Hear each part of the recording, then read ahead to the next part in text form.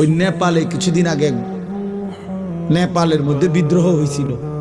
তো বিদ্রোহের পরে নেপালের যিনি অর্থমন্ত্রী, ওরে এই জনগণ ফিরতে ফিরতে মারতে মারতে, সব অনলাইনে ছবি আসছে, তার সমস্ত শরীরের কাপড় চোপড় খুইল্লা শুধু আর আন্ডার ওয়ারটা পরানো ছিল।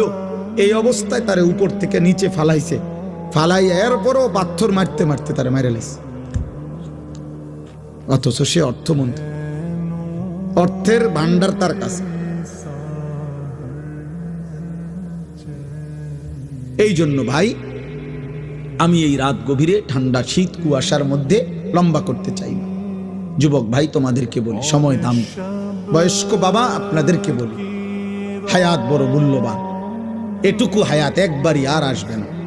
কিছু করলে এই হায়াত, আল্লাহ কোরআনে বলছেন, ও আনিবু ইলা রাব্বিকুম ওয়া আসলিমু লাহু, আমার বান্দা আমি আল্লাহর দিকে ফিরে আসো, আমার আনুগত্য করো। মিন ক্বাবলি আন ইয়াতিয়াকুমুল আযাবু, আযাব আসার আগে আগে, মানে মৃত্যু আসার আগে আগে। সুম্মা লা তুনসারুন, মৃত্যু এসে গেলে, আজরাইল চলে আসলে আমি কিন্তু বান্দা আর সাহায্য করব না, আর সাহায্য করব।